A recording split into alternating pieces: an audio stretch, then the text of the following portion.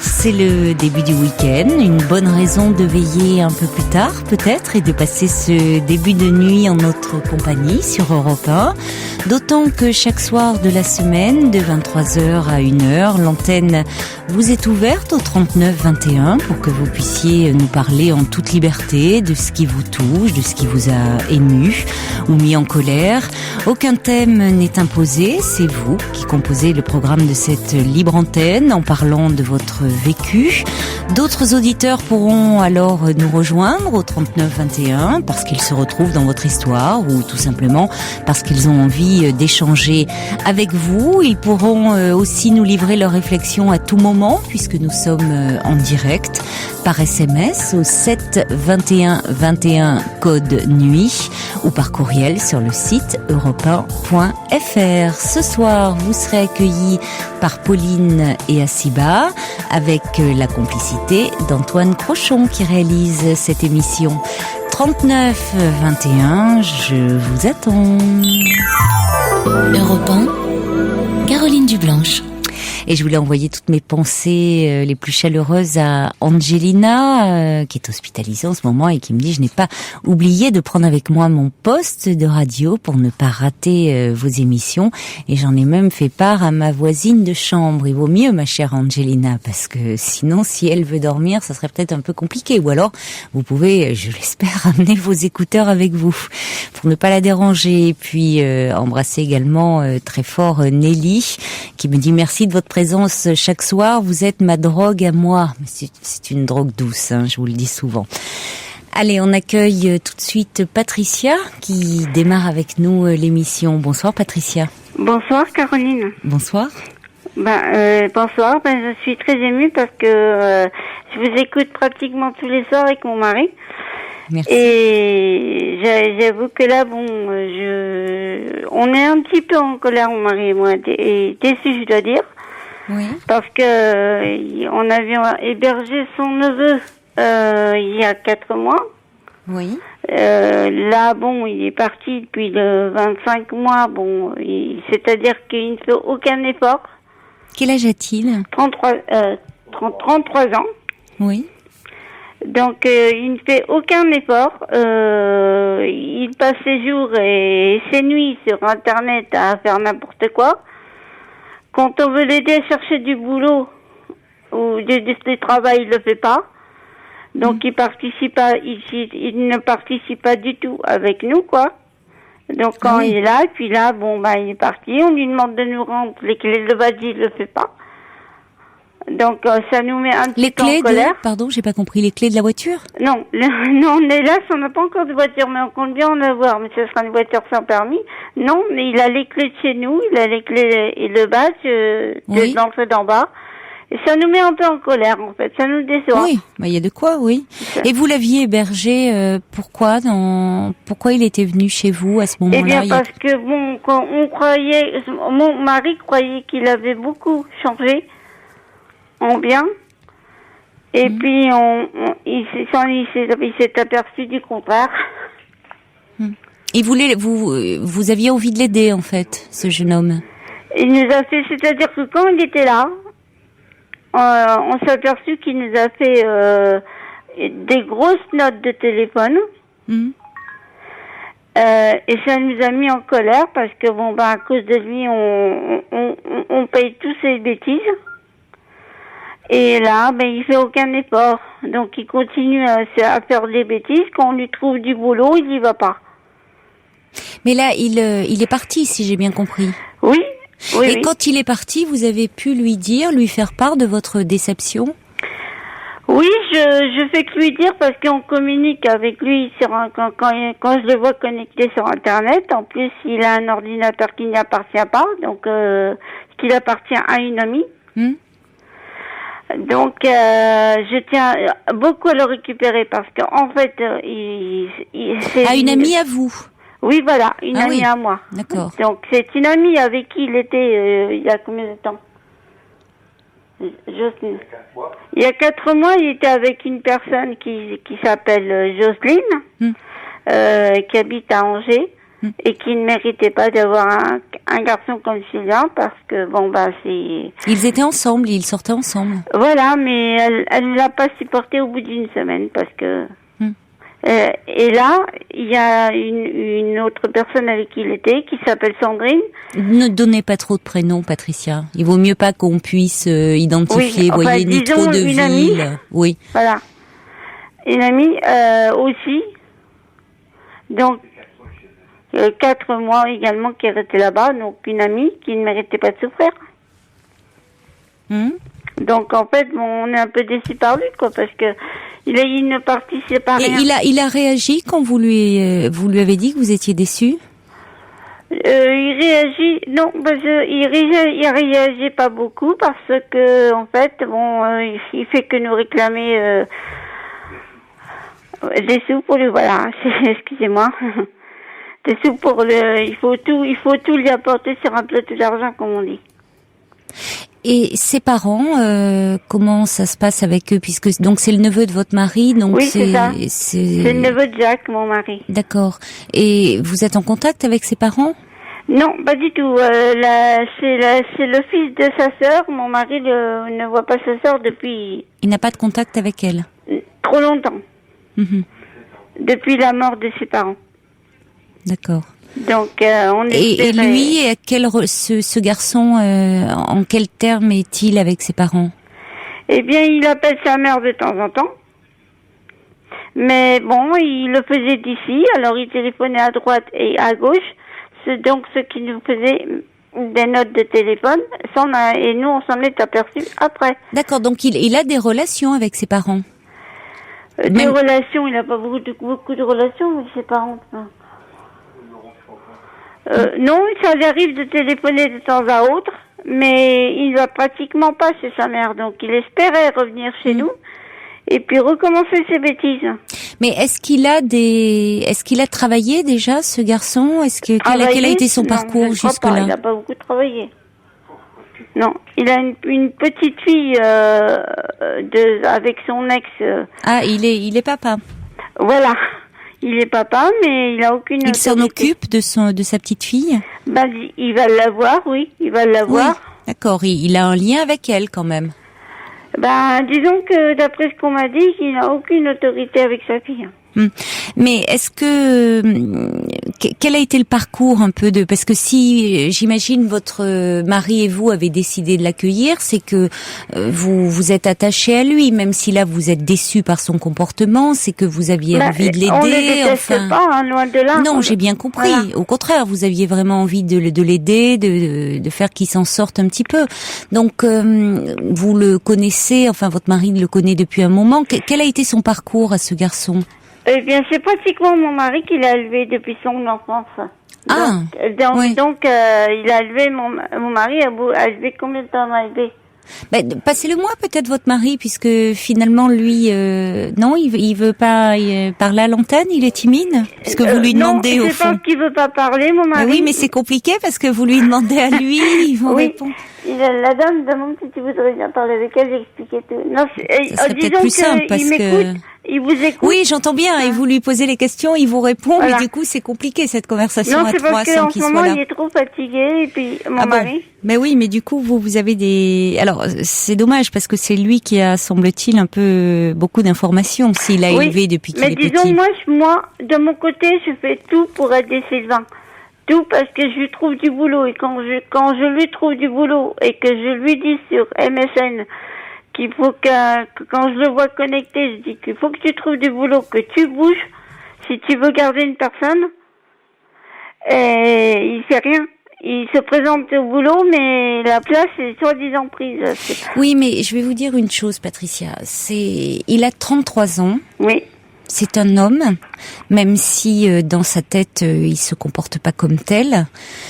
Ça ne peut pas marcher comme ça. Là, c'est vrai que finalement vous en parlez comme un peu comme d'un enfant à qui il faudrait faire une recherche, voilà, oui. Pour lui. Mais s'il n'y a pas derrière une motivation de sa part, si lui n'a pas un réel désir, c'est vrai que vous pouvez faire tout ce que vous voulez et on sent que vous y mettez beaucoup d'énergie et énormément de bonne volonté, mais bon, il n'y a pas le déclic. Oui, exactement. Donc, oui. Bon, déjà, c'est pas neutre qui passe toutes ses journées sur Internet. On a l'impression qu'il s'est coupé du monde et qu'il s'isole et que Internet c'est sa bulle. Qu'est-ce qu'il fait sur Internet? Il fait des promesses à des personnes auxquelles il ne tient pas ses promesses. Donc, il joue sur Internet? Il ne fait pas que ça, il joue, il fait des promesses aux personnes, il fait croire des mondes et merveilles alors que c'est faux. Et puis il a même avoué être amoureux d'une de mes copines à moi. Donc beaucoup plus âgée que lui. Oui, mon amie d'enfance avec qui j'étais à l'école, elle a comme 50, le même âge que moi. Il avoue être amoureux d'elle. Mais à qui l'a-t-il dit? À elle, à mon amie. Non, mais il semble complètement perdu. Disons que il ne bouge pas, il ne fait pas d'efforts là. Mais il ne peut peut-être pas. Il est peut-être dans un état psychologique qui fait qu'il n'arrive pas. Disons qu'il ne veut pas. Il aurait certainement besoin d'aide. Pas forcément. Pas forcément. C'est peut-être pas qu'il ne veut pas. C'est peut-être pas un manque de volonté. C'est qu'il aurait peut-être besoin d'aide et de soins. De l'aide, on a essayé de lui en proposer parce que. De quelle façon? C'est-à-dire que je l'ai emmené voir mon médecin traitant. Oui, oui. Il lui a dit ce qu'il fallait dire. C'est-à-dire? C'est-à-dire que il lui avait fait une lettre pour qu'il aille voir un psychologue. Oui. Il a pas fait, il a annulé. D'accord. Elle l'a trouvé comment? Eh bien, c'est parce qu'elle lui a posé des questions. Elle lui a demandé si, admettons, il était agressif envers des personnes. Il a avoué que ça lui arrivait de temps en temps. Alors moi, elle m'a demandé si je le trouvais agressif. Je lui ai dit, écoute, c'est pas que je le trouve agressif, c'est que quand on lui parle, il coupe. Voilà, donc il coupe et puis ensuite il dit je suis désolé. Alors donc on sait plus quoi penser. Oui, il coupe court à la conversation. Il fuit ce qui peut poser problème, semble-t-il. Voilà, mais ça descend. Mais qu'est-ce qu'il faisait? Il était sur son ordinateur la nuit, donc il se levait certainement tard la journée. Disons que quand je me levais pour aller à la cuisine ou quoi que ce soit, je le trouvais encore à minuit, 5h du matin au téléphone et puis sur Internet. Oui, donc il se levait tard. Voilà, il se levait pratiquement en même temps que nous, mais des fois ça lui arrivait de se réveiller vers 10h. Ah, il se levait tôt, finalement, vu les nuits qu'il passait. Oui, mais il parle pas, il dit pas un mot, il dit rien du tout. Non, mais il va pas bien. C'est quelqu'un qui, vu son comportement, c'est quelqu'un qui est un peu coupé du monde, voire beaucoup. Il ne va pas bien.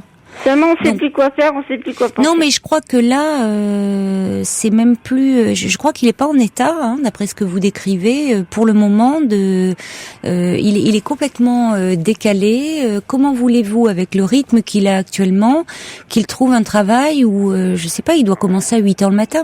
Eh bien, en ce moment, tout ce qu'on sait, c'est qu'il se trouve chez quelqu'un. Bon.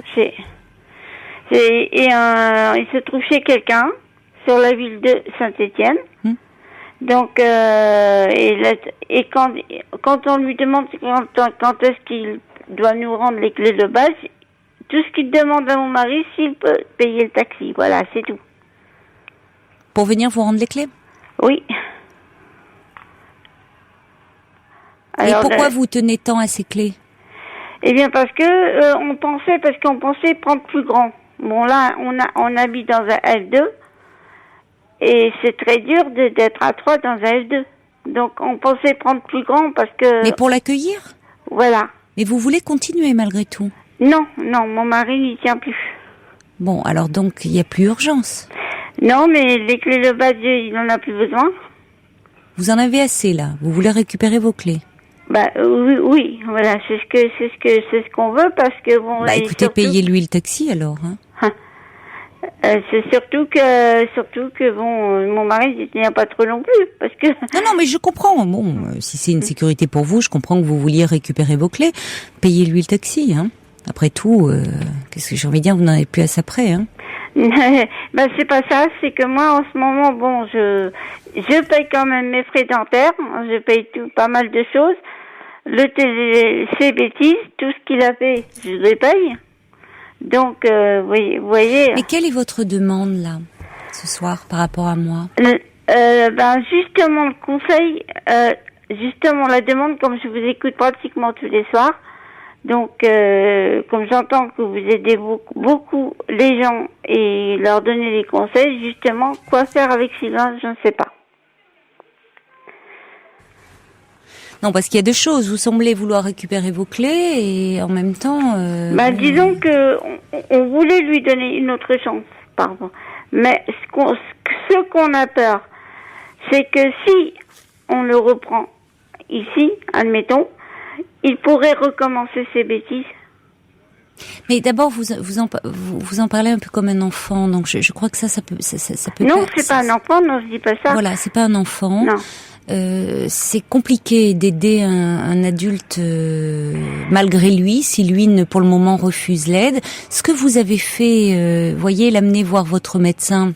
Oui. Qui a bien perçu qu'il y avait un malaise important et qui a tout de suite souhaité l'orienter vers un psychologue. Oui. Bon, qu'est-ce que vous voulez? Il n'a pas voulu y aller. Vous ne pouvez pas le conduire par la main voir ce psychologue. Maintenant, il a l'adresse. Il pourra peut-être aller le consulter une autre fois. J'espère bien. Je ne sais pas. Tout ce que vous pouvez faire, c'est au moment où vous le verrez, lorsque il vous ramènera les clés, oui. dire tu sais, nous, on aimerait te voir bien dans ta vie. Or là, on sent bien qu'il y a quelque chose qui ne va pas, que tu n'es pas épanoui, que tu es pas heureux, et nous, c'est ce qui compte pour nous, lui dire que en fait, il compte beaucoup pour vous. Oui. Et peut-être votre mari aussi qui pourrait tenir ce discours-là, parce que il a un rôle important pour lui dans la mesure où c'est lui, me dites-vous, qu'il a quasiment élevé. Ouais. Donc il a une fonction de père auprès de ce jeune homme. Il a été comme un père pour lui. Donc voilà, donc c'est d'autant plus important peut-être que ça soit lui aussi qui lui parle, et en disant voilà, je suis vraiment très ennuyée pour toi, affectée de te voir comme ça dans cet état un peu d'errance. Oui. Alors que je sais que tu as beaucoup de qualités et qu'actuellement tu me sembles perdu. Alors moi tu sais que je serai là pour toi, mais c'est vrai que l'expérience de t'accueillir à la maison pour te permettre de te reconstruire, d'essayer d'aller mieux, n'a malheureusement pas été concluante. Ne chargez pas trop la mule, si je puis dire. Voilà, n'a pas été très concluante dans la mesure où, on n'a pas su. Vous pouvez dire au fond, les uns comme les autres, ça nous a pas permis, on n'a pas pu échanger. C'est-à-dire que toi, tu es resté rivé à ton ordinateur, et on vivait les uns à côté des autres, mais pas les uns avec les autres. Bon, donc je crois que maintenant, ce qu'il faudrait lui dire, l'important, c'est que tu acceptes de l'aide. Et à ce moment-là, nous, on a essayé, et c'est peut-être pas avec nous que tu peux parler de tes soucis, de tes problèmes, de tes angoisses, mais vraiment, va en parler à quelqu'un d'extérieur. Ne reste pas seul comme ça avec tout ce qui t'empêche d'avancer dans ta vie. C'est ce que je compte faire et lui dire, parce que je suis sa tante, par alliance. Oui. Moi, avec moi, il parle, il n'y a pas de problème, mais je fais tout et j'essaye de le mettre dans le droit chemin afin de l'aider. Oui, mais alors il y a une aide qui par moment peut être un peu culpabilisante. C'est-à-dire dans le côté, vous voyez, bon, parler de votre déception, dire que finalement vous pouvez le dire une fois, que vous êtes déçu au fond, de cette expérience de vie commune, déçu dans le sens où il n'y a pas eu l'échange que vous auriez aimé. Mais il faut pas le répéter, parce que là, vous me l'avez dit beaucoup. Ça va bien, vous me le dites à moi. Ça vous permet de vous libérer. Mais voyez, à lui, si déjà c'est quelqu'un, comme on peut le penser, qui a une très mauvaise image de lui en ce moment, c'est peut-être pas la peine d'en rajouter des couches. Non, mais c'est pas ça. C'est parce que nous, on veut son bien. Oui, mais parfois, en voulant le bien d'autrui, on peut en être maladroit parce que on désire pour l'autre. Vous désirez pour votre neveu. Or, peut-être lui, en ce moment, il est dans un état tel qu'il est plus en état de désirer quoi que ce soit. Il se laisse porter. Justement, alors il est plus en état. Vous voyez, quand on va très mal, Patricia, parfois on n'a même plus de désir pour soi. La dépression, parfois, ça peut être ça. Je suis passée par là avant. Alors, voilà. Donc, alors la priorité, peut-être en ce moment, il peut pas entendre parler de travail, de choses comme ça. Il est trop décalé. Il faudrait peut-être il faut surtout, à mon avis, qu'il se soigne avant tout. Oui, voilà. oui, c'est ce que vous avez essayé de faire. C'est ce qu'on veut aussi pour lui. Alors dites-lui, arrêtez de dire peut-être ce qu'on veut pour toi, mais dire nous, tu es quelqu'un de bien, on le sait, et là tu es en train de te gâcher, c'est dommage, c'est vraiment dommage, parce que nous on croit en toi, des choses comme ça, vous voyez, essayez de positiver plutôt. On compte bien lui dire, oui. Voilà, mais quelque chose d'assez... tout en étant, comment dire, c'est compliqué, ferme mais bienveillant malgré tout. Oui. Voilà, c'est compliqué parce que c'est un adulte et que autant un enfant, un adolescent, on peut, vous auriez pu l'amener voir le psychologue, vous auriez pu, là vous ne pouvez pas. Oui. Ça ne marcherait pas de toute façon. Il faut que ça vienne de lui. Ça viendra peut-être, oui. Oui, ça peut venir, tout à fait. Il peut y avoir quelque chose qui, voilà.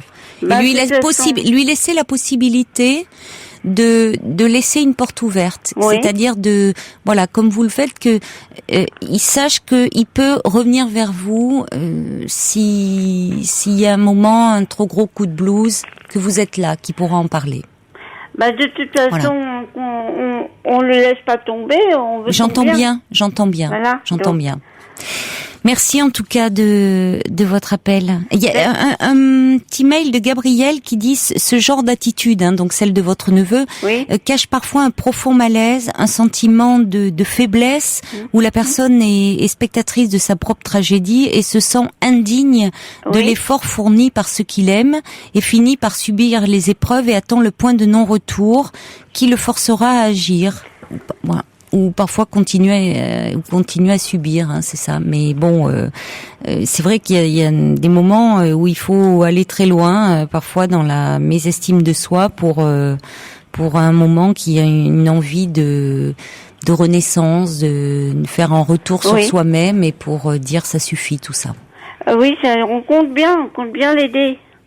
On compte bien, on fait tout pour ça. Mais j'entends bien que vous êtes très très bienveillante, Patricia. Mais je vous dis, essayez aussi en parlant bien sûr que finalement ça vous rend triste de voir qu'il se gâche au fond, et parce que vous savez que c'est quelqu'un de bien et qu'il a beaucoup de qualités. Je crois que c'est important qu'il entende de gens qui l'aiment. Voilà, il doit pas en avoir tant que ça autour de lui. Il a personne à part nous, on est sa famille. Voilà, donc ça c'est important.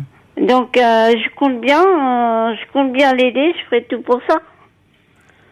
Écoutez, c'est important qu'il vous ait, Patricia. Oui. Vous et votre mari. Oui, je le pense aussi, et je pense que je pourrais vous rappeler pour vous tenir au courant. Avec plaisir, bien sûr. D'accord. Comme vous le souhaitez. Au revoir, mes amitiés à votre mari. Au revoir. Merci beaucoup, Caroline, merci. Au revoir.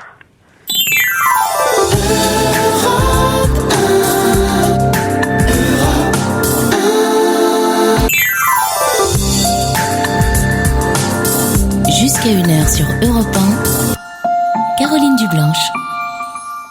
Alors il y a des messages, vos messages qui arrivent au 7 21 21, effectivement, qui disent plutôt que de payer, c'est le Belge qui dit ça, et puis un autre auditeur, l'argent d'un taxi, changer la serrure, finalement. Oui, vous avez remarqué que j'ai pas tellement de sens pratique, moi. Au fond, je m'occupe, je pars très vite dans les méandres de la vie psychique, mais c'est vrai que je suis un peu handicapée entre guillemets pour tout ce qui concerne la vie quotidienne, la vie de tous les jours. C'est un peu le problème des psys parfois. Vous avez raison, il faut être pragmatique et peut-être que si on fait la différence, ça coûtera moins cher. On accueille maintenant Jean-Michel, bonsoir. Bonsoir Caroline. Bonsoir Jean-Michel. Je suis un petit peu ému de vous parler ce soir, je vous écoute régulièrement. Merci. Et voilà, comme je disais à la personne qui m'a accueilli au téléphone tout à l'heure, je traverse une période que j'ai déjà vécue plusieurs fois, où je me sens très mal dans ma peau parce que je n'arrive pas à gérer des conflits. Oui, quel genre de conflits ? Oh, ils peuvent être de toute nature. Malheureusement, dès que quelque chose m'affecte, je le prends très mal, je me vexe et je peux même aller jusqu'à faire une fixation sur l'origine, la personne qui est à l'origine d'une réflexion ou de quelque chose qui me touche, quoi. Une réflexion blessante. Une réflexion blessante, un bruit, une rumeur qui peut courir sur moi et que l'on me transmet. Et je trouve ça, pour un homme de mon âge à 43 ans, je trouve ça quand même un peu dommage de vivre ça très très mal, d'autant plus que ça m'a poursuivi depuis l'enfance, quoi. Alors j'en arrive à me fâcher avec des gens de ma famille, des gens dans mon cercle professionnel, dans mon cercle amical. Voilà, quoi. J'ai l'impression d'être un petit peu cerné, quoi, par ce problème. Quand vous dites que vous vous fâchez, c'est-à-dire vous ne leur dites pas, vous d'emblée, vous exprimez une très forte colère et ça monte très vite et du coup ça finit par une rupture ou vous n'arrivez pas à exprimer votre colère et vous envoyez tout balader. Comment ça se passe ? C'est les deux en fait. Soit je prends le parti de ne pas entrer dans un conflit direct et par contre la personne occupera toutes mes pensées. Oui. Et je vais élaborer des choses, je vais penser à ça, ça va occuper, ça peut même m'empêcher de dormir. Et ou alors je vais rentrer, comme je suis d'une nature en plus très impulsive, je vais tout de suite rentrer dans le verbe méchamment. Et après je vais regretter, quoi, forcément. Je vais regretter. Alors il y a des fois où j'anticipe, je dis non, ne dis rien, mais par contre derrière, je vais élaborer et je vais fixer mes pensées sur la personne en question. Alors, quelle que soit la personne, ou ce sont à chaque fois, c'est-à-dire, je veux dire par là, est-ce que ce sont lorsque ce sont des personnes qui vous touche particulièrement, que vous aimez, voilà. Que ça soit, ou si c'est quelqu'un de plus éloigné, est-ce que ça vous affecte moins ? Je suis très affecté quand c'est une personne en laquelle je crois. C'est-à-dire en laquelle j'espère de l'affection ou de l'amitié. Et là, ça me déçoit au plus haut point. Et je réagis d'autant plus violemment, quoi. Si quelqu'un en qui je place mon amitié, parce que je suis de nature assez sympathique et je suis prêt à donner ma chemise aux gens que j'aime bien. Et quand ces personnes-là me déçoivent, c'est terrible, c'est terrible. Et vous dites que ça remonte à l'enfance ? D'aussi loin que je puisse me souvenir, j'ai eu énormément de soucis dans mes scolarités. À ce niveau-là. Avec les autres enfants, avec vos camarades? Oui. J'étais souvent écarté des bandes d'amis, des bandes de copains, des bandes de camarades, parce que j'avais pas forcément la bonne réaction, quoi. Parce que s'il y avait une moquerie, quelque chose comme ça, vous n'arriviez pas à répondre du tac au tac ou à finalement vous replier sur vous-même? Oui. Mm-hmm. Oui. Ça vous blessait déjà? Oui, et puis j'ai toujours eu l'impression de vouloir capter l'attention des autres. Ce qui faisait que, à l'école par exemple, je faisais facilement l'imbécile. Il m'a coûté des notes catastrophiques en discipline à l'école. Et pendant ce temps-là, je ne travaillais pas et j'empêchais les autres de travailler également. Mmh. Oui, mais comme vous dites, c'était une façon d'attirer l'attention sur vous. Voilà. Alors, pas la meilleure, mais ça vous donnait une place. Voilà. Et celle d'amuser les autres. Voilà. Malheureusement, à 43 ans, je continue encore. À quoi? À aimer faire le zouave, faire le pitre pour je sais pas, il y a l'impression d'être là où j'existe, je suis là, regardez-moi, est-ce que je peux être intéressant, voilà. Mm-hmm. Mais est-ce que vous avez l'impression parfois que ça se retourne contre vous, c'est-à-dire qu'on peut rire à vos dépens? Bien sûr, et récemment, c'est ce qui m'est arrivé dans le cadre professionnel, c'est-à-dire que j'avais le sentiment d'avoir un bon feeling avec un collègue de travail notamment. Oui. Et j'ai appris, j'ai sorti toute la panoplie des blagues qu'on peut se raconter entre collègues, ça se passait bien, on rigolait ensemble, et puis en fin de compte, je me suis aperçu que c'était un peu comme le dîner de con, quoi, que je passais, excusez-moi l'expression, pour un beau con par derrière, et là, je le vis très, très, très mal. Peut-être que d'ailleurs, vous le vivez de façon disproportionnée, et que c'est pas à ce point-là. Non, mais je ne peux m'en empêcher, c'est là mon problème. Oui. Vous avez l'impression qu'on vous voit comme ça. Ça ne veut pas dire que les autres vous voient comme cela. Non. C'est peut-être vous qui êtes le juge le plus tyrannique vis-à-vis de vous-même. C'est souvent le cas, hein, vous savez. Je sais pas ce qui s'est passé, hein, dans le cadre professionnel. Non, mais bon, ça peut être la même chose dans le cadre amical, quoi. Mais je comprends ce que vous voulez dire, parce que pour être reconnu, aimé, vous en faites peut-être trop, c'est-à-dire avoir une personnalité comme ça, pleine d'humour et plutôt blagueuse, et il y en a toujours un dans un groupe, hein, comme ça qui fait rire. Bon, c'est sympathique, mais ça a ses limites, c'est-à-dire qu'au bout d'un moment, il faut pas non plus savoir se tourner en dérision. C'est aussi pouvoir avoir un certain détachement vis-à-vis de soi-même. Or, vous ne l'avez pas, ce détachement. Non, je ne l'ai pas. Donc, à un moment, au fond, si c'est pour faire rire de vous et que ça vous blesse, ça va pas. Mais non. Effectivement. Et puis bon, je suis aussi buveur occasionnel, ce qui fait que quand je suis un peu désinhibé par l'alcool, ça peut aller loin. C'est-à-dire que là, oui, vous perdez le contrôle. Je perds un peu le contrôle, oui, et donc je peux me retrouver à poil sur une table. C'est pas quelque chose de gênant pour moi à ce moment-là. Mais c'est quand on vous le raconte. Pardon ? C'est quand on vous le raconte après ? Non, c'est que bon, les gens qui vivent à mes côtés, pour eux, c'est pénible, quoi. Mon épouse, par exemple, elle dit c'est la dernière fois. Il faut arrêter ce genre de bêtises, quoi. T'es sympa, t'es gentil, mais bon, quand t'as bu un coup de trop, c'est n'importe quoi.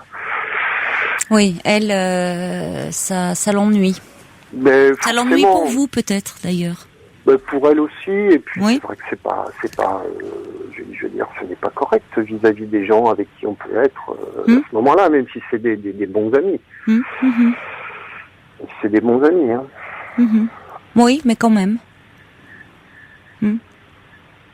Voilà. Donc, et à la maison, comment vous dites, bon, à l'école ça a été difficile.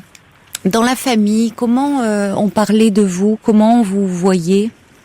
Ah ben là, j'ai deux parents que malheureusement je ne vois plus et auprès desquels j'habite en plus, enfin bon, à une dizaine de kilomètres, qui sont très en forme, des jeunes retraités, hein, et avec lesquels on ne se voit plus parce que il y a eu des mots entre mon papa et moi, et voilà. Donc ça fait 2 ans bientôt qu'on ne se côtoie plus. Ce qui était déjà arrivé par le passé, des périodes comme ça de 2-3 ans pendant lesquelles on ne se voyait pas. Et, ça a toujours été compliqué avec votre père? Compliqué avec mes parents, ma maman comme mon papa. Même quand vous étiez petit? Oui, parce que en fait est-ce qu'on peut appeler ça un manque de chance? Mais il s'avère que ma maman avait un frère qui n'était pas très très très sympa avec ses parents lui-même, et qui faisait des bêtises, et ma maman avait qu'une peur, c'est que je lui ressemble, et donc on m'a toujours poussé à être dans le droit chemin, et on m'a toujours fait remarquer mes manquements, mais jamais ce que j'avais fait de bien en fait. C'est important, oui. Et bon, Dieu merci, j'ai moi-même des enfants et je ne reproduis pas ça. C'est-à-dire que vous cherchez à les valoriser. Ah oui. Et je m'occupe d'enfants dans un cadre extra-professionnel, puisque je m'occupe d'encadrer des enfants dans un cadre sportif. Et ce qui me valorise énormément, ce qui me fait énormément de bien. Parce que c'est vrai qu'on est, dans les yeux des enfants, on est beau, on est important à leurs yeux. Et ça me valorise énormément, et c'est vrai que je ne dirais jamais à un enfant tu fais des bêtises, tu fais mal, c'est nul ce que tu as fait, quoi. Il y a des choses qu'on ne dit pas, quoi. Les enfants c'est une page blanche, hein, donc il faut écrire des belles choses dessus, quoi. C'est une page blanche, oui et non. Enfin, c'est une sur laquelle on projette, les adultes projettent beaucoup de choses. Oui, ce qui est bien d'ailleurs, heureusement que l'on projette des choses. Si on ne projetait rien sur un enfant, ça serait préoccupant. Si on n'avait aucun désir le concernant. Mais après, tout dépend ce que l'on projette. Mais dans ce que vous dites, si on va un peu loin, c'est un peu réducteur, mais quand vous dites que au fond votre mère n'avait qu'une peur, c'est que vous ressembliez à son frère, et essayez toujours de vous contenir dans ce côté un peu, dans vos facéties là d'enfant. Au fond, c'est comme si vous n'aviez jamais été reconnu dans votre personnalité propre. C'est-à-dire qu'elle vous voyait pas vous, elle voyait son frère en vous. Tout à fait. Et t'es bien comme ton oncle, tu fais ci, tu fais ça, un jour tu verras, il va t'arriver ci, il va t'arriver ça. En fait, moi je n'étais que l'ombre de mon oncle, en fait. Et en plus, là-dessus se greffe un petit souci, mais ma maman, par exemple, était quelqu'un qui travaillait énormément, qui faisait ce qu'elle pouvait, qui se levait très tôt pour aller travailler, et qui faisait ce qu'elle pouvait. Je n'ai jamais manqué de rien matériellement, hein. Je n'ai jamais eu de reproche à leur faire à ce niveau-là. Par contre, elle était très limitée dans les câlins, dans la tendresse. Et bon, il y a des petites choses comme ça auxquelles je repense maintenant, et qui peuvent être aussi à l'origine d'une certaine recherche de reconnaissance. Oui, puis cet oncle n'était pas investi très positivement, finalement. Ah non, il était considéré par mes parents comme un voyou patenté. Oui, donc vous alliez finir mal. J'allais finir mal. Et mon papa était lui, par contre, ambivalent. C'est qu'il représentait une certaine autorité, mais par contre, il adorait quand je faisais le pitre, quand on a 7-8 ans, et qu'on peut faire le pitre devant ses parents pour les faire rigoler. Mon papa, ça le faisait énormément rire. D'accord, donc lui aimait cet aspect-là chez vous. Voilà, cet aspect petit trublion, voyou, trublion qu'on aime chez les enfants. Hein. je me rappelle qu'on adorait, alors c'est des choses qui me reviennent comme ça, mais on adorait que je raconte des histoires grivoises que je ne comprenais même pas à l'âge de 9 ans. C'est quand même assez... Voilà, je faisais rire l'assemblée, et j'étais... Oui, vous faisiez rire, et tout en ne sachant pas pourquoi vous faisiez rire. Voilà. Ce qui est toujours un peu embêtant, finalement. Voilà, c'est un peu compliqué tout ça. Et puis mon papa avait des comment on peut appeler ça, des paroles malheureuses. En fait, il s'amusait à me faire croire que j'avais été abandonné dans un panier sur le pas de la porte et que quelqu'un avait sonné, qu'il avait ouvert et que j'étais là, quoi, dans le panier. Il m'a fait croire ça quand j'avais 4-5 ans. Alors je trouve pas ça très très finot, quoi. Lui, ça le faisait énormément rire de me voir contester, taper du poing sur ses jambes pour dire non, c'est pas vrai. Mais je trouve que c'était un peu fort de café. Oui, c'est angoissant. C'est un peu fort de café. Pour un enfant, c'est angoissant, oui. Ouais. Oui, puis pourquoi cette histoire-là chez votre père? Il y a une histoire d'abandon dans sa famille? Oui, lui s'est senti abandonné, oui. Lui est issu d'une famille nombreuse, très très, même plus que modeste, et on lui a prié à l'âge où la scolarité se terminait, vers 13-14 ans, d'aller chez un patron parce que il fallait qu'il travaille. Étant donné qu'il y avait ses frères à nourrir derrière lui. Donc il a eu, je pense, le sentiment d'être mis un peu à l'écart de sa famille, de son côté. Oui, donc il parlait de lui finalement. Je ne sais pas. Il avait transformé ça en une histoire drôle comme ça, enfin qui apparemment... mais il projetait pas cette histoire sur n'importe qui, mais sur vous, son fils quand même. Hein. Écoutez, donc ça réveillait certaines choses chez lui. C'est vrai qu'en parlant, ça s'éclaircit un petit peu. En parlant avec vous, oui, ça s'éclaircit un petit peu, toutes ces choses-là. Mais je crois qu'il y aurait beaucoup de choses à éclaircir. Vous n'avez, justement, travaillant avec des enfants, alors je ne sais pas dans quel cadre vous travaillez avec eux, vous n'avez jamais fait un travail en profondeur sur vous? Ben là, en fait, j'ai eu un épisode, un épisode dépressif il y a une petite dizaine d'années, qui était assez aigu. Et j'ai consulté un psychiatre pendant 6 mois et nous étions arrivés au bout. Je ne sais pas si c'est une histoire de transfert auquel je ne connais rien et je ne comprends rien, mais toujours est-il que 2-3 séances consécutives, je m'asseyais face à lui et je n'avais pas un mot à lui Voilà. Et lui ne me disait rien.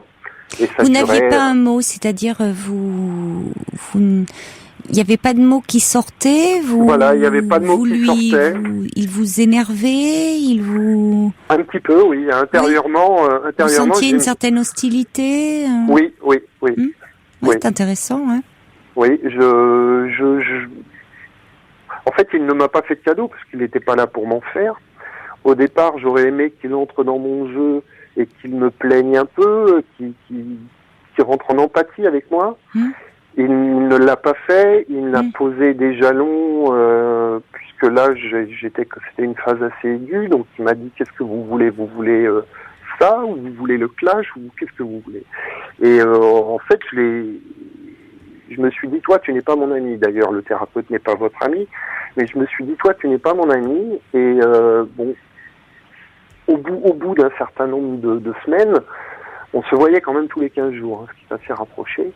Et au bout d'un certain nombre de semaines, il y a eu 2 ou 3 séances consécutives où, en fait, il y avait un face-à-face, une espèce de mano à mano. Et lui ne disait rien, moi je ne disais rien. Et en plus, en fait, je lui ai dit, il va falloir arrêter de se voir parce qu'on n'a rien à dire, quoi. Qu'est-ce qu'il vous a dit à ce moment-là? Il m'a dit, c'est votre choix, je le respecte. Dommage. Voilà. Il aurait dû vous encourager à continuer. Mais bon, dommage parce qu'on voit vraiment le rapport de force, hein, même quand vous nous en parlez là. Oui. Il y avait une guerre d'usure engagée là. Je pense. Et presque c'est lui ou moi. Voilà. Il y a quelque chose de cet ordre-là. Ça a commencé très fort quand vous dites c'est pas mon ami. Alors de fait, le thérapeute vous n'êtes pas là pour entamer une relation amicale avec lui. Mais vous n'êtes pas là. C'est pas non plus il ne vous est pas hostile, le thérapeute. Loin de là. Il doit être quand même dans une empathie vis-à-vis de vous. Mais ce qui est intéressant, c'est tout ce que vous avez projeté d'emblée sur la figure de ce thérapeute, homme, en le voyant presque quelqu'un qui n'est pas votre ami, peut être un ennemi. Tout à fait. Bon, donc d'emblée vous vous êtes senti menacé. Alors est-ce que c'est commencer une cure, un travail en se sentant menacé par son thérapeute, c'est problématique. Je trouve. En fait, il y avait un transfert massif chez vous. Vous aviez c'était presque l'ennemi en face de vous. Que représentait-il pour vous? Ça aurait été intéressant à travailler. Mais oui, figure de père, évidemment, il y a plein de choses mais vous voyez qu'il serait intéressant à travailler parce que on est bien là dans ce que vous nous disiez au début de notre échange. Tout à fait. Où finalement l'autre, même sans trop de paroles avec ce thérapeute, l'autre très vite peut basculer, devient l'ennemi. Et c'est très manichéen. Ou c'est noir ou c'est blanc. Mais vous en êtes, attendez, vous n'êtes absolument pas paranoïaque, je vous rassure, Jean-Michel, enfin vous ne l'avez pas, parce que vous les avez dit au standard, par moment vous aviez cette peur-là. Si, j'ai le sentiment d'être paranoïaque. Vous n'êtes absolument pas paranoïaque, parce qu'un vrai paranoïaque ne se pense pas comme tel, et ne dirait pas, il est persuadé d'être dans le vrai. Il ne dirait pas que ce sont les autres, et il ne dirait pas, déjà dans mon enfance c'était comme ça, j'ai l'impression de revivre des scènes de mon enfance. Enfin, il est persuadé qu'il est dans le vrai, qu'il détient que ce sont les autres qui sont tous des crétins et puis qui lui en veulent. Et voilà, il n'y a pas de remise en question. Je pense parfois que les autres sont des crétins. Alors, oui, mais c'est pas quand vous êtes en colère, mais c'est pas ce qui ressort de votre discours. Moi, je pense vraiment que vous auriez tout à gagner à poursuivre un travail sur vous, parce qu'on voit bien qu'il y a beaucoup de blessures de l'enfance, évidemment, déjà au sein de votre famille, dans le fait que vous n'ayez pas été reconnu dans votre personnalité propre, qu'il y ait eu pas mal de carences affectives, qui vous ont mis en difficulté avec vos camarades, puisque finalement les moqueries, on en a tous subi à l'école, mais quand on a déjà une certaine estime de soi qui nous est donnée, transmise par les parents ou ceux qui en tiennent lieu, eh bien on y répond. On sait y répondre d'une façon ou d'une autre. Donc, dans ces cas-là, ça fait qu'on n'est pas exclu des autres. Or vous, finalement, vous étiez tellement atteint, tellement blessé, que vous vous teniez à l'écart. Et finalement, c'est quelque chose qui vous suit dans votre vie. Bon, qui vous empêche pas quand même d'avoir construit votre vie. Vous avez une vie professionnelle, un travail qui vous passionne, auprès d'enfants. Enfin, tout ça, il y a un sens. Non, vous êtes marié, vous ne travaillez pas. Non, je ne travaille pas dans le milieu de l'enfance. C'est ce que j'avais cru comprendre. Non. En extra-professionnel, c'est-à-dire à côté, je dispose, mon métier me permet d'avoir en fait, je travaille la nuit, et mon métier me permet d'avoir des après-midi libres. Et dans le cadre d'un sport que je pratiquais... Oui, c'est dans le sport, vous m'aviez dit, d'accord. Voilà, moi, j'avais cru que c'était votre métier. Je me suis, moi qui n'avais pas du tout confiance en moi, vous le devinez, j'ai trouvé un ami qui m'a dit, si tu peux, je sens en toi des possibilités de pédagogie, tu viens avec moi en tandem, entraîner des enfants dans le sport, et si ça se passe bien, je te lâche tout seul et tu passes tes diplômes. Et là, je me suis découvert vraiment que je pouvais intéresser l'autre, et que je pouvais transmettre à l'autre, et que je pouvais être un référent. Là, franchement, je prends mon pied, en parlant vulgairement, à faire ça. Ça me valorise énormément, et vous devinez bien pourquoi. Bien sûr. Ah oui. Mais il y a quelque chose d'une hypersensibilité chez vous qui fait que d'une estime de vous-même très très basse, qui fait que chaque attaque, chaque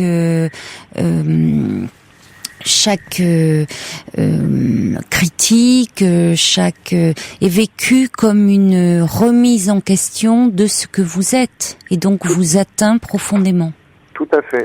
Et vous atteint, vous bouleverse, et voilà, parce que vous ne savez pas bien qui vous êtes, enfin.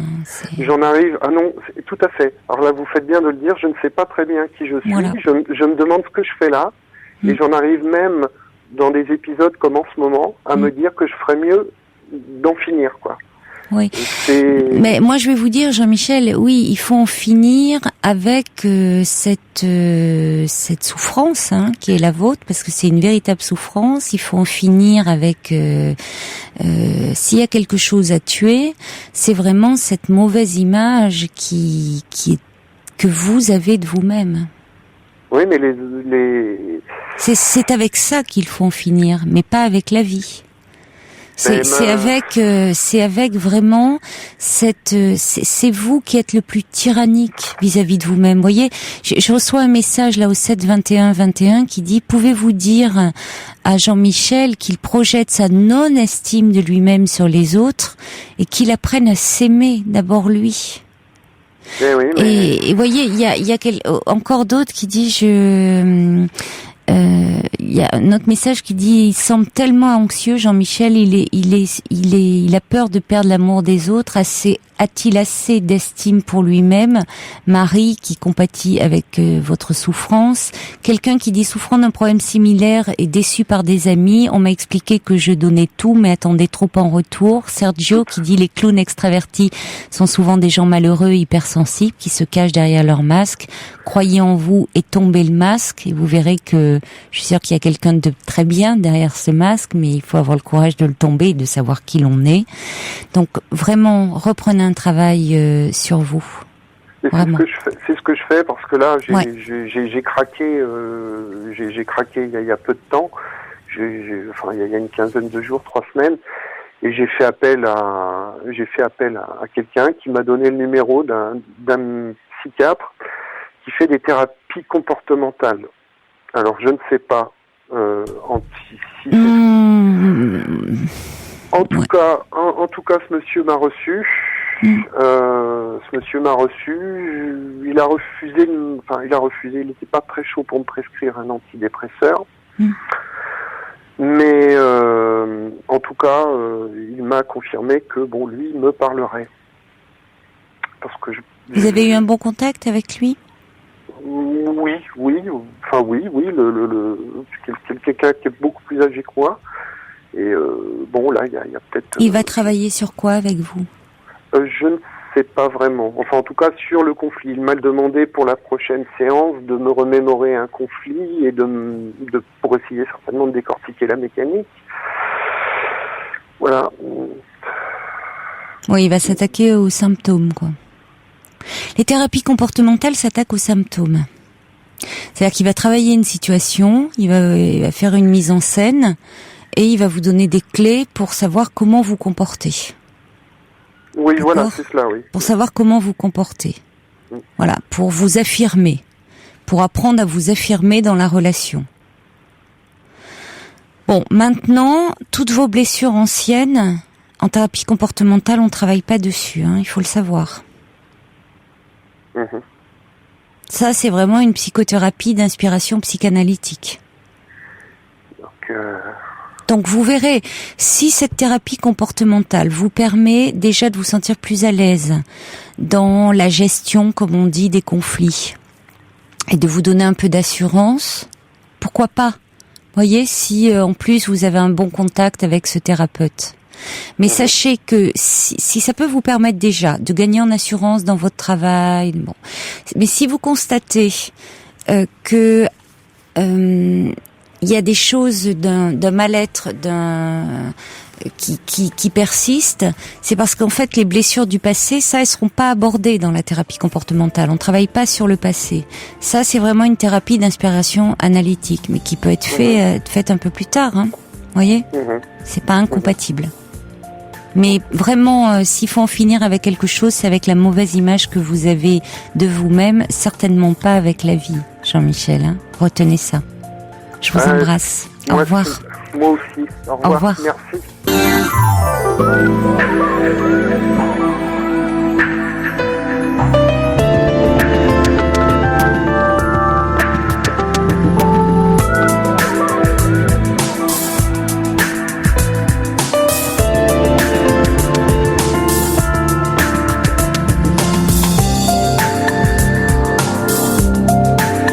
C'est la deuxième heure de cette émission, toujours en direct bien sûr sur Europe 1. Alors place à tous vos témoignages au 39 21 et à vos réflexions par SMS au 7 21 21 code nuit ou par courriel sur le site europe1.fr. Des réactions justement pour Jean-Michel qui est intervenu avant le journal. Coco qui dit on vous sent en souffrance et vous méritez de ne plus jouer le rôle du trublion pour qu'on vous reconnaisse. Essayez à nouveau une thérapie. Bon courage. Joël qui dit vous êtes grand aujourd'hui, les autres à votre âge doivent être un détail. Vous avez une famille, rendez-la heureuse. Oui, bien sûr, mais pour ça, il faut qu'il soigne ses blessures d'enfance avant tout. Anouchka, elle nous écrit sur le site europe1.fr en disant « Jean-Michel est à fleur de peau, il a plein de qualités cachées auxquelles il doit croire et avoir enfin confiance en lui. Poser les masques de clown et être lui-même, courage, il y a encore plein de belles choses à faire et à voir et son entourage l'appréciera pour son vrai moi », nous dit Anouchka. Voilà, alors on va passer un petit peu de musique et puis on va se retrouver juste après. Bien sûr, nous retrouvons Lila qui va nous parler de sa relation de couple. Jusqu'à 1h sur Europe 1, Caroline Dublanche. Bonsoir Lila. Toutes vos confidences à Caroline Dublanche au 39 21. 39 21, 34 centimes la minute. Lila, vous êtes là ? Oui, allô, oui. Bonsoir. Oui, bonsoir. Alors Lila, vous êtes séparée. Enfin, c'est plutôt votre mari qui est parti. Hein, après 30 ans de mariage. 30 ans de mariage. Je me rappelle de la date exacte quand il est parti. Il est parti le 5 mai 2008. Le 5 février 2008. Oui, c'est une date qui est restée marquée. Je rentrais chez moi et j'ai trouvé les armoires vides. Et voilà, ça m'a un peu...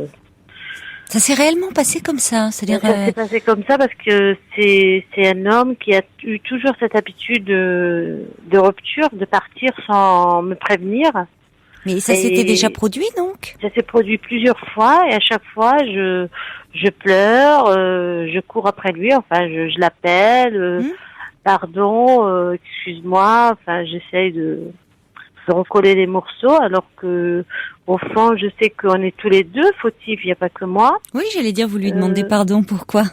Parce que je l'aime, enfin à ce jour-là, je l'aime toujours et parce que pour moi, c'est mon mari, je l'ai connu toute jeune, et à chaque fois qu'il partait, je me sentais coupable, comme si c'est moi qui l'avais fait partir, que j'ai fait quelque chose qui n'était pas c'était pas bien ce que j'avais fait, alors que c'était juste des disputes de couple, comme dans tous les couples, où il y avait par exemple beaucoup de problèmes d'argent.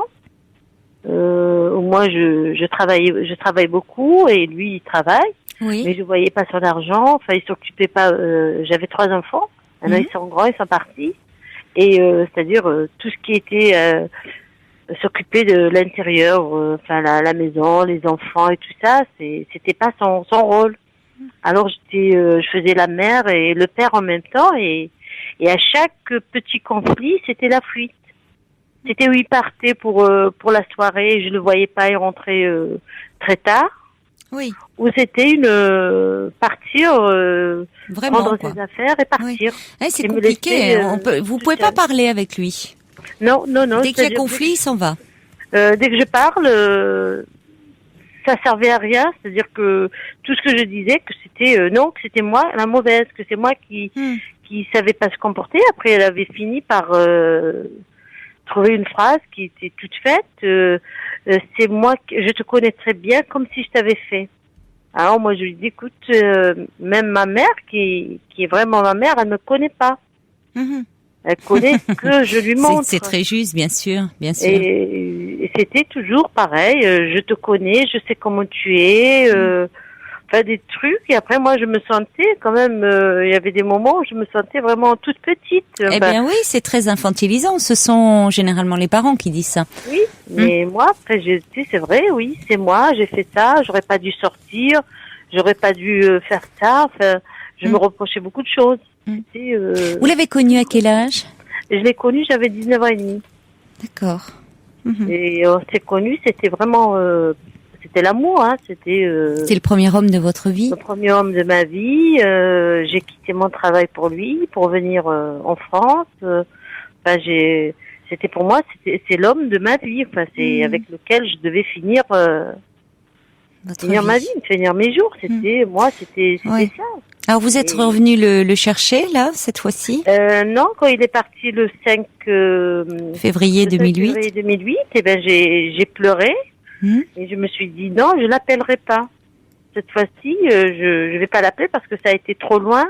Les traites de la maison n'ont pas été payées et j'étais obligée d'assumer ça pendant le temps qu'il est parti. Pendant 1 an et demi, mettre l'appart en vente, travailler double. J'avais 2 CDI.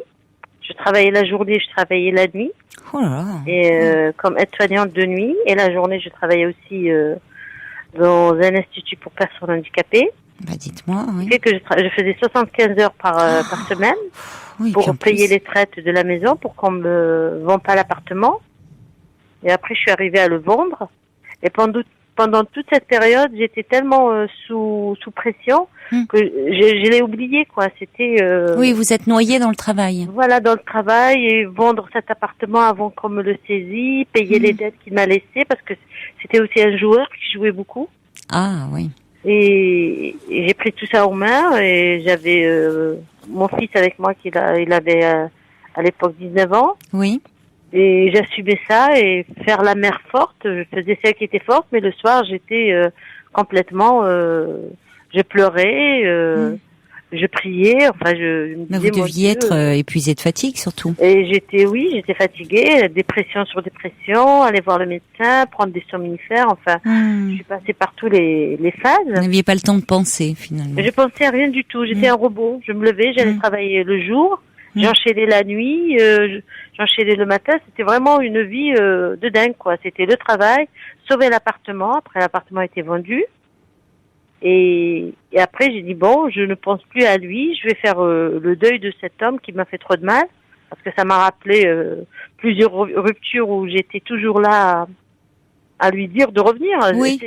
Ça n'a jamais été lui qui est venu vers moi pour me dire, on reprend. Oui, bah, vous lui laissiez pas le temps en même temps. Et peut-être, je sais pas, mais quand il partait, j'entendais pas parler, hein, c'est-à-dire, il téléphonait pas, il cherchait pas à savoir qu'est-ce qui se passe à la maison. Vous avez eu des nouvelles de sa part pendant cette année et demie? Non, aucune nouvelle. C'était vraiment des nouvelles, c'était qu'il appelait ses enfants. Donc il s'est pas préoccupé de savoir ce qui se passait pour cet appartement, les traites, Rien du tout, il est venu juste le jour de la signature, quand j'ai trouvé un acheteur. Oui.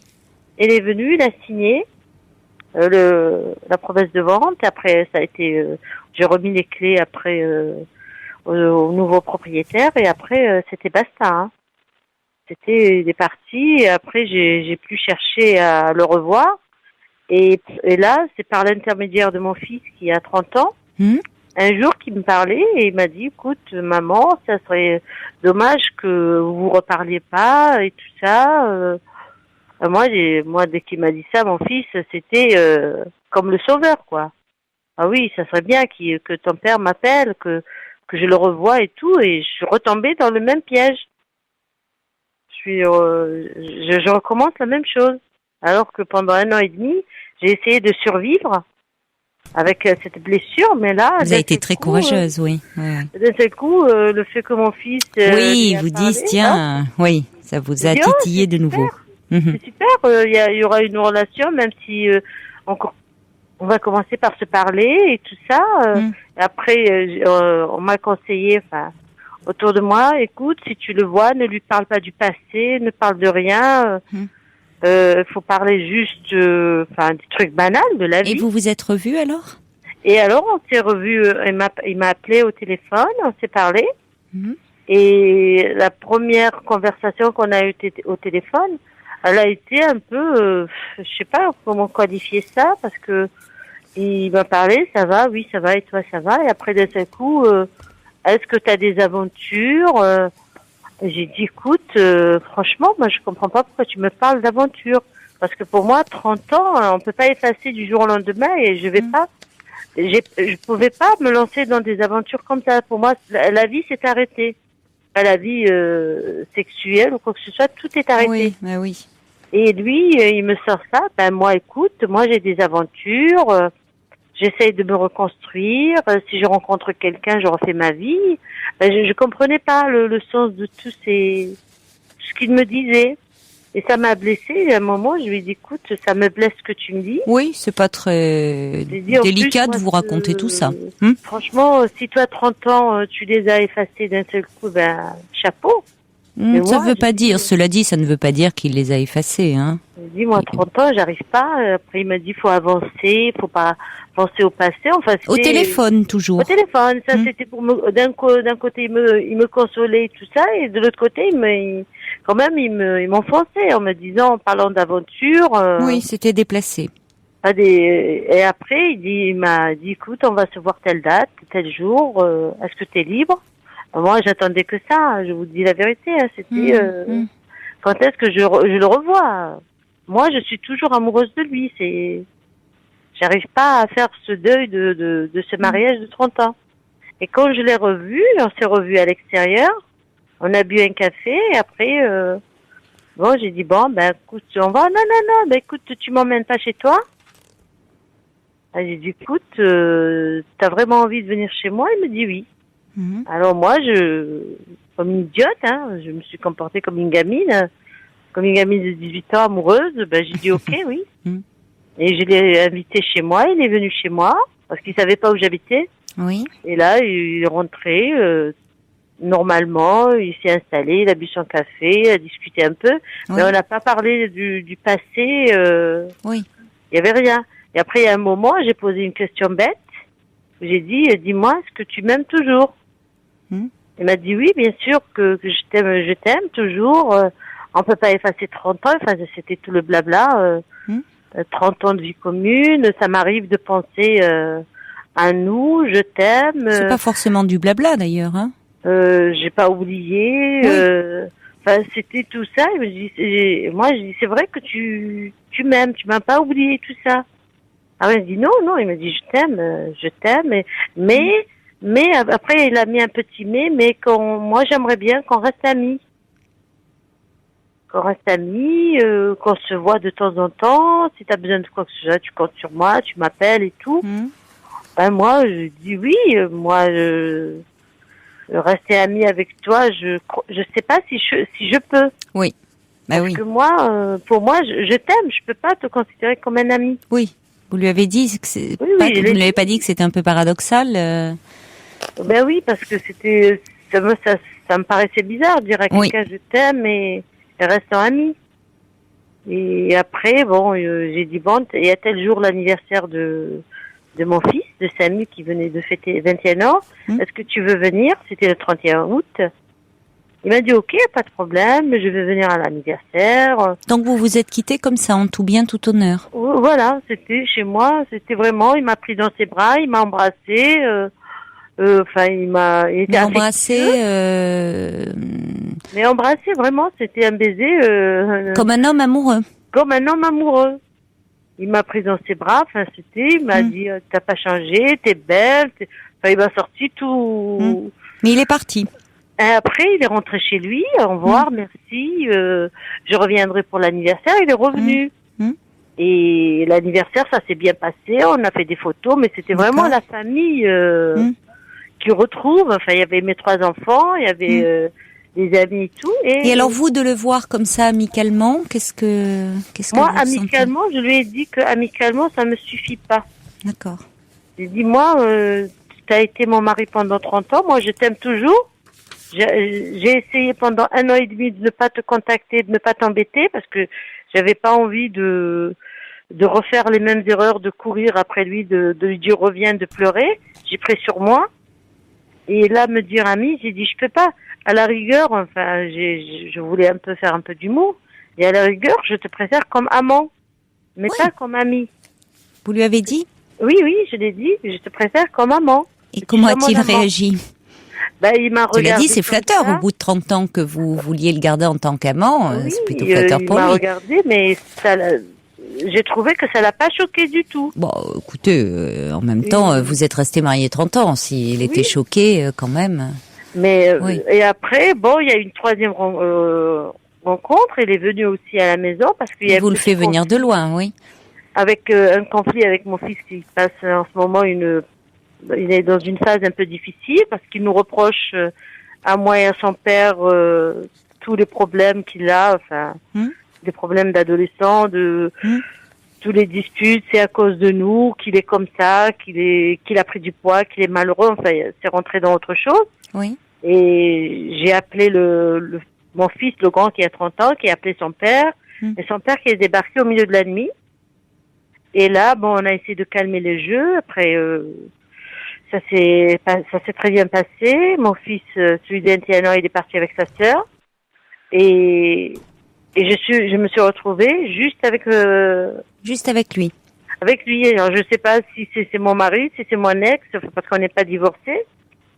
Et là, il est resté. Après, il m'a dit, je vais rester avec toi. Et moi-même, je lui ai dit, s'il te plaît, est-ce que tu peux rester parce que je me sens mal?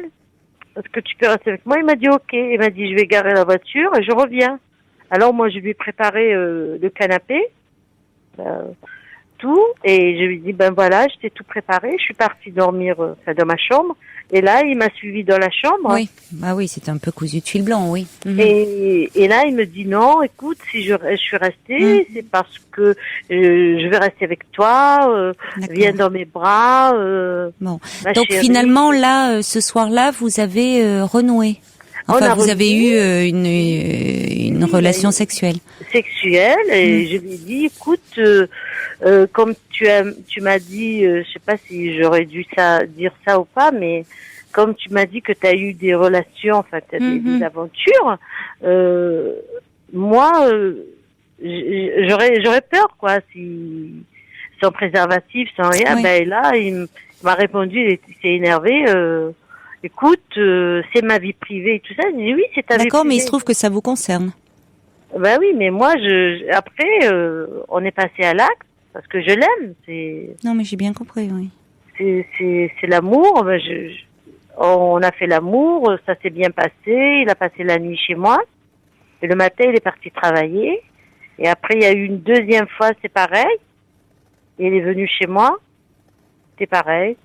Et aussi, on a eu l'acte sexuel aussi, tout en disant je t'aime, je reviendrai à chaque fois, ma chérie. Tout et ça, depuis et depuis, là, il m'a appelé hier soir en me disant qu'il va passer demain pour m'arranger mes rideaux et tout ça, mais il revient et quand même il est un peu spécial. Après, oui, je t'aime, il m'a ressorti encore je t'aime, mais je t'aime comme la famille, je t'aime autrement. Oui. Après, je t'aime toujours. Enfin, il est attaché à vous. Voilà, on n'oublie pas 30 ans, on n'oublie pas ceci. Et moi, je me pose des questions. Parce que s'il m'aimait pas, pourquoi faire l'amour avec moi?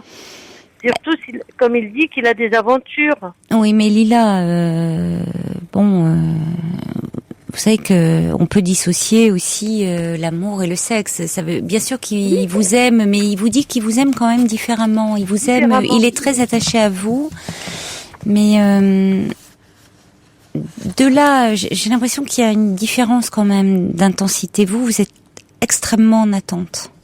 Oui, c'est vrai. Lui, semble-t-il, a pris un peu goût à sa liberté. Hein.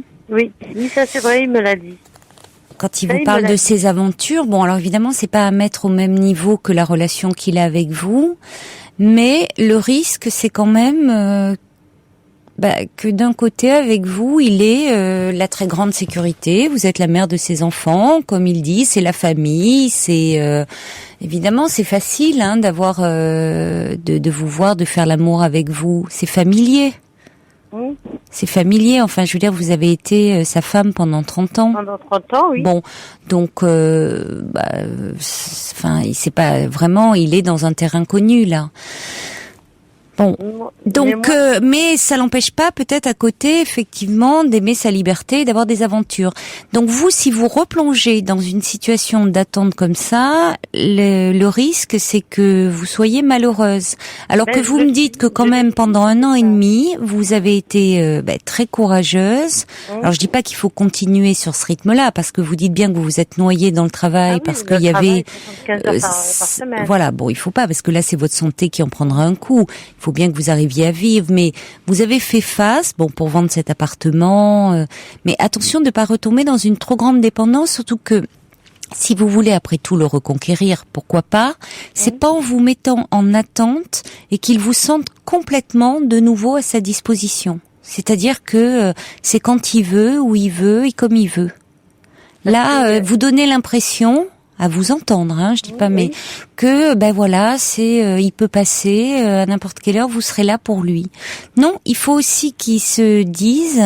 Et vous voyez, vous avez répondu un peu trop vite en disant, même si c'est la réalité, mais les aventures, vous n'aviez pas à lui répondre. Parce qu'après tout, c'est votre vie.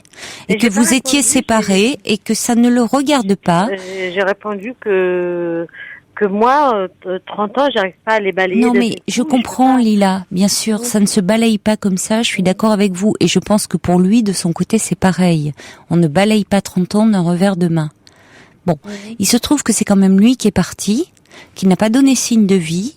Aucune. Qu'il revient vers vous, mais parce que c'est votre fils qui a pris l'initiative. Et que quelque part, c'est assez facile. Bon. Donc, attention à vous dans l'histoire, parce que si vous voulez le reconquérir, il faut pas que vous soyez complètement à sa disposition. C'est-à-dire que lui aussi, il faut qu'il se pose des questions sur vous. Moi, Caroline, je suis retombée dans... Oui, mais trop.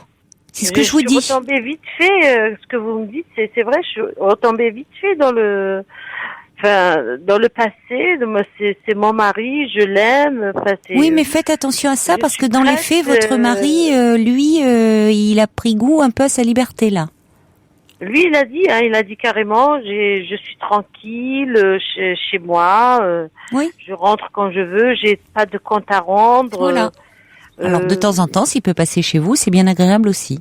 Il a tout ce qui est familier, toute le fait qu'avec vous, il se sent bien, mais à côté, il a l'attrait de la nouveauté. Qu'il me connaît comme s'il m'avait fait. Oui, mais ça va. Je l'ai jamais accepté, quoi. Bon, alors il faut que de temps en temps, il tombe un peu sur un os, c'est-à-dire que il veut passer vous voir, il faut que vous preniez sur vous en disant non, pas ce soir, je sors. Oui, même si vous ne sortez pas. Ah Lila, soit vous acceptez de devenir un peu, c'est facile pour lui, il vit chez lui dans son appartement. Quand il veut passer vous voir, vous allez toujours être là à disposition. Et quand je l'appelle, comme un chausson bien confortable, oui, voilà. Voilà. Et là, quand je l'ai appelé il y a 3-4 jours de ça, j'ai dit écoute, ça te dit qu'on aille boire un café ensemble et tout ça. Ah non, j'ai pas le temps et tout ça. Après, j'ai dit mais je te demande pas de m'inviter à boire un café chez toi. C'est qu'on aille boire un café à l'extérieur, qu'on puisse discuter et tout ça. Oui, d'accord, on va le faire, ça va se faire et tout ça.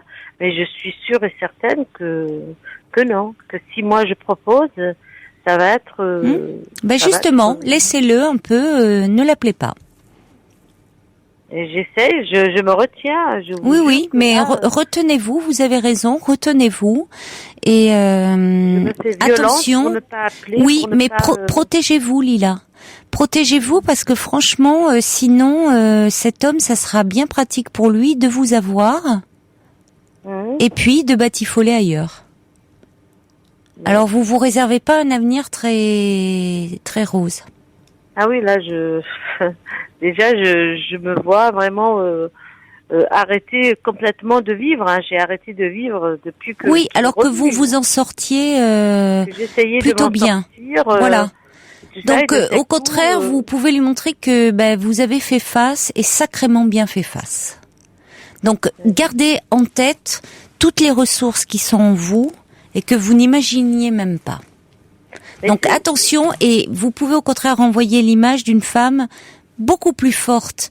Quand il vous dit « je te connais comme si je t'avais faite », ça veut dire que finalement, vous ne le surprenez plus. Ah. Il pense-t-il, il vous connaît par cœur. Mais justement, faites en sorte de le surprendre. Et que justement, il ne vous connaît pas autant qu'il le croit. Comment le surprendre? Oui, justement, ne soyez pas la bonne petite épouse toujours à disposition. Et surprenez-le en laissant entendre, même si c'est pas le cas, Lila, parce que je comprends qu'on balaye pas 30 ans d'une vie comme ça, et c'est bien normal. Il est normal, c'est pas le mot, mais je vous comprends. Mais surprenez-le en lui disant qu'il commence à douter aussi de ce que vous pouvez faire, de vos soirées. Je sors, vous n'en dites pas plus. Mais surtout, Caroline, voilà. C'est le vide qui est resté parce que mes enfants sont partis. Oui, mais j'entends ça, Lila. J'étais 4 ans. Lila, si vous ne m'entendez pas, moi, j'entends très bien ce que vous me dites. Je sais que c'est dur. Mais ce n'est pas en agissant comme ça et en faisant comme si, ça y est, il était revenu, il était à vous, c'était votre mari, que vous risquez de le reconquérir. Voilà. Donc, si vous voulez, il va falloir vous battre encore un peu. C'est ce que ma fille, qui a 27 ans, elle m'a dit ce que vous venez de me dire. Voilà, pensez-y un peu et sinon faites-vous aider. Oui, c'est ce que j'ai l'intention. D'ailleurs, il y a Alain, vous voyez, c'est un homme, il nous écrit, il dit à mon avis, la seule chose qui changerait l'attitude un peu facile du monsieur serait que Lila, elle aussi, ait des aventures, le rapport ne serait plus le même. Alors, bien sûr, ça se commande pas, ça. Je comprends bien que vous ne vous imaginez pas actuellement dans les bras d'un autre homme. Mais, non, mais qui puisse le penser. Qui puisse le penser. Et je reçois un message en me disant « Rendez-vous inaccessible, c'est la seule solution pour vous faire respecter et aimer. » D'accord. Pensez-y, Lila. Je vais essayer. Je vous embrasse. Au revoir.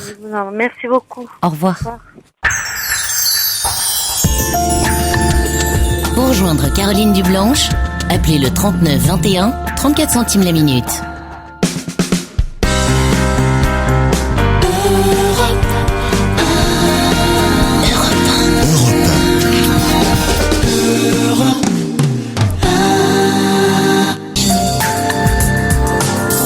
Jusqu'à 1h sur Europe 1, Caroline Dublanche. Qui arrive au 7 21 21 pour Lila. De petites plumes qui dit attention, il vous croit définitivement acquise, préservez-vous. Et puis oiseau de nuit qui dit Lila, vous êtes amoureuse et votre ex, futur mari, le sait et en profite. Et puis Jean-Louis qui dit dire je t'aime, ça n'a pas le même sens pour tout le monde. Et Serge qui dit le sel des aventures et le miel de la famille peuvent parfois laisser place au piment du refus ou au poivre de l'attente.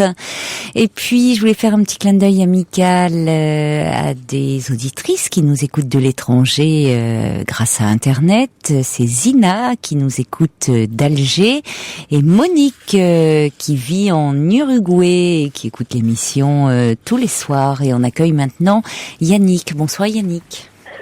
Bonsoir. Bonsoir. Je vous écoute, Yannick. C'est très dur de parler de ça, mais j'étais obligé parce que on s'approche vraiment d'une date que je voudrais éviter, mais je vais être obligé d'y passer. Je vous avais déjà appelé parce que j'ai une de mes filles qui voulait venir habiter chez moi, et ça y est, elle est chez moi, ça se passe très bien. Et en suivant vos conseils, ça se passe très bien. Elle a quel âge? Celle qui est arrivée chez moi, elle a 15 ans. D'accord. Et par contre, j'ai ma deuxième fille. Bon, il y a 3 ans de ça, on a appris que son papa maternel, alors du côté de mon ex-femme, avait fait des attouchements sur ma fille à l'âge de 10 ans. Alors son papa maternel, donc son grand-père? Son grand-père, oui. Oui, son grand-père. Son grand-père, oui, excusez-moi. Et on a su ça, bon, Et là, j'ai appris il y a 3 semaines de ça qu'elle passait au tribunal le 26 octobre. Elle m'a téléphoné en me disant papa, je vais pas aller au tribunal, j'ai trop peur, je vais pas voir papy partir avec les menottes et ceci et cela. Et justement, moi, je suis dans l'embarras, car est-ce que je dois aller au tribunal, quoi? Est-ce que je dois représenter ma fille ou quoi? Ou je ne sais plus, je sais plus quoi. Je pense que ça c'est important que vous y soyez. Qu'est-ce qu'elle vous demande? Elle vous parle de sa peur, elle, et c'est normal que ce procès lui fasse peur. On évite d'en parler parce que peu qu'on en parle, elle se met à pleurer. Et alors moi, j'ose pas trop en parler. Mais attendez, elle n'est pas un peu préparée à cela? Est-ce qu'elle a un avocat? Oui, mais justement, quand elle est venue en vacances, parce que elle habite à 700 km d'ici, oui. Et quand elle est venue en vacances chez moi, l'avocate l'a convoquée, j'y suis allé avec. Oui. Et est-ce que l'avocate lui a expliqué comment ça allait se dérouler? Oui, tout à fait. Elle lui a tout expliqué. Elle lui a bien fait comprendre que ce que son papier avait fait, c'était très grave, et que elle lui a bien expliqué qu'il risquait fortement d'aller en prison. Est-ce qu'il plaide coupable ou pas? Ou est-ce qu'il nie les faits? Il plaide coupable. Il reconnaît les faits. Oui. D'accord. Donc l'avocat va dans ce sens-là. Déjà, c'est important pour votre fille. Oui. Non, parce que ce qui est terrible parfois, c'est quand l'auteur nie les faits et que du coup l'avocat de la défense, charge la victime. Donc déjà, elle ne sera pas confrontée à cela. Non, le grand-père reconnaît les faits. Bon. Oui, ils disent que comme il expliquait, c'était sur l'effet d'alcool et ceci et cela. Et il a dit qu'il lui promettait de se soigner. Ce qui n'excuse rien. Et depuis que le grand-père a dit ça, elle se sent coupable de l'envoyer en prison, quoi. C'est pas sûr qu'il soit en prison. Ça va être en correctionnel. Oui, ce sont des attouchements, c'est ça? Oui. Donc pour le moment, il est libre là. Oui, il est libre, mais il n'y a pas le droit d'être à plus de je sais plus combien de ma fille, quoi. Oui, bien sûr, ça, il y a un périmètre autour. Il ne doit pas approcher du domicile de votre fille, de la victime. Il y a une interdiction, bien sûr, d'être proche du périmètre. Ça, c'est la moindre des choses. J'ai parlé une fois avec ma fille et parce qu'elle me demandait ce que j'en pensais moi, quoi. On voyait qu'elle avait envie d'en parler à un moment. Et je crois qu'il faut pouvoir lui expliquer, Yannick, et ce qu'il faudrait que l'avocate lui explique, c'est que si son grand-père est condamné à quelque peine que ce soit la prison, une amende, ce n'est pas sa faute à elle, c'est sa faute à lui, c'est en raison de ce qu'il a fait. Ce n'est pas elle qui le fait condamner, c'est la société qui condamne ces faits, la société qui est incarnée par le tribunal. Le tribunal, les magistrats qui seront présents sont des représentants de la société. C'est ce que l'avocate lui a bien expliqué, en expliquant bien que son grand-père avait fait une erreur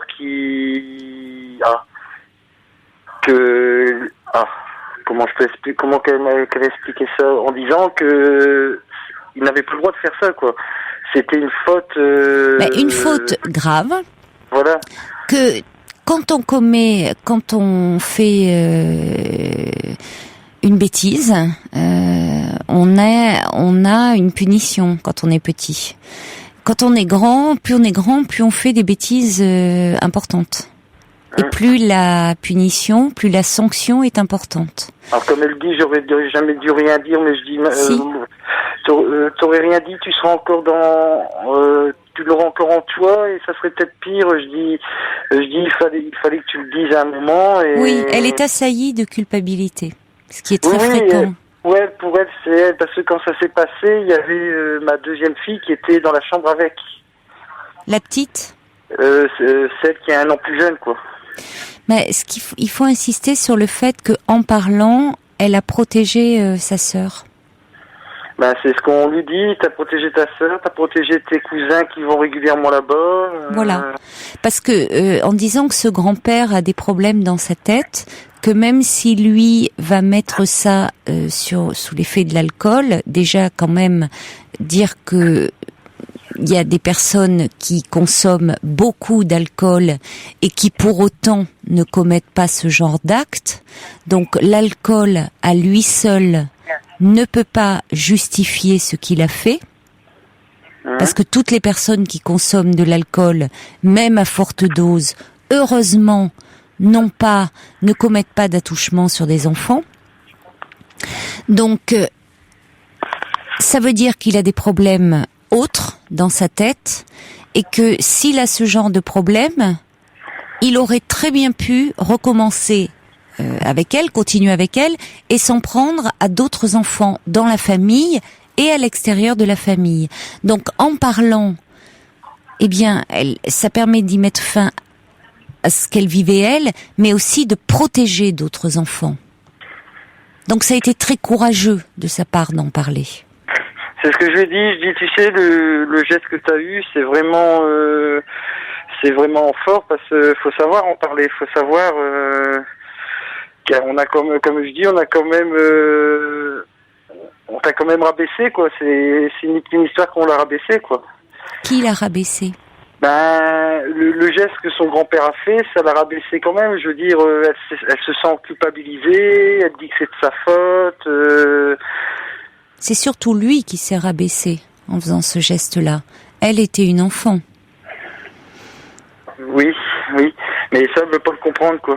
Est-ce qu'elle est suivie psychologiquement? Elle a été suivie et elle a voulu arrêter, elle a plus voulu y aller, parce qu'elle disait qu'elle répétait toujours la même chose et ça, elle revoyait les images.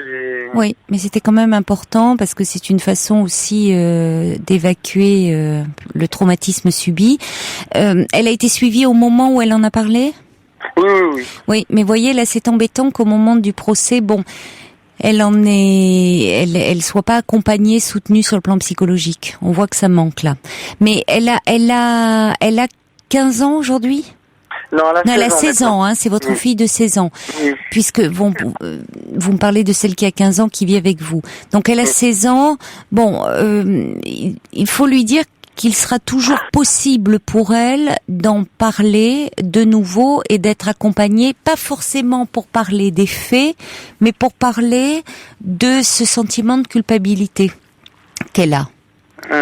Parce que c'est malheureusement une constante chez tous les enfants qui ont été victimes d'abus sexuels. Il y a toujours ce sentiment de culpabilité. Et ça, c'est vraiment important de pouvoir en parler pour s'en libérer. Maintenant, quant à votre question, je pense qu'il est important que vous y soyez, comme dit Sergio, non pas pour la représenter, mais pour la soutenir, pour la réconforter. Et comme il ajoute qu'elle se sentira protégée par votre présence, hein. C'est important qu'elle soit entourée. Elle n'a que 16 ans, vous imaginez. C'est une épreuve de se retrouver dans un tribunal.